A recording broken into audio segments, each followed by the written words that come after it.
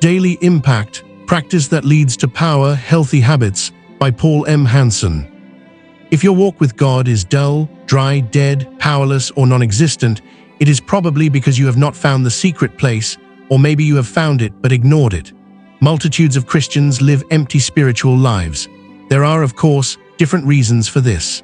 However, one of the main reasons for spiritual barrenness and dryness is that the secret place has never become part of one's life and practice.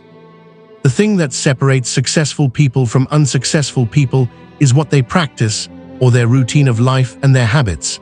It is easy to get hyped up about something for a moment during a summit, seminar, or special event. But hype will not change your spiritual life or your life's trajectory. If you do not develop healthy habits and routine, you will not succeed in anything.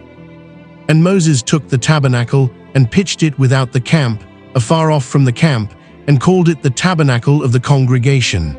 Exodus 33, verse 7a. The NLT quotes the same verse in this way. It was Moses' practice to take the tent of meeting and set it up some distance from the camp.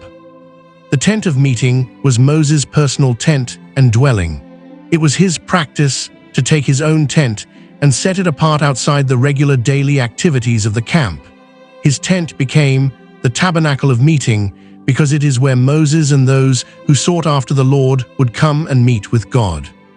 And it came to pass, as Moses entered into the tabernacle, the cloudy pillar descended and stood at the door of the tabernacle, and the Lord talked with Moses. Exodus 33, verse 9.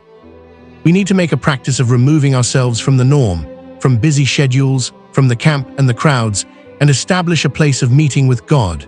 Experiencing the secret place will never happen with random, casual prayer times with the Lord. This place is found through dedicated and habitual practices that set you apart. Don't be afraid of a routine, however, be careful not to make this a religious form and bondage. For example, we practice holiness not to be saved, but because we are saved.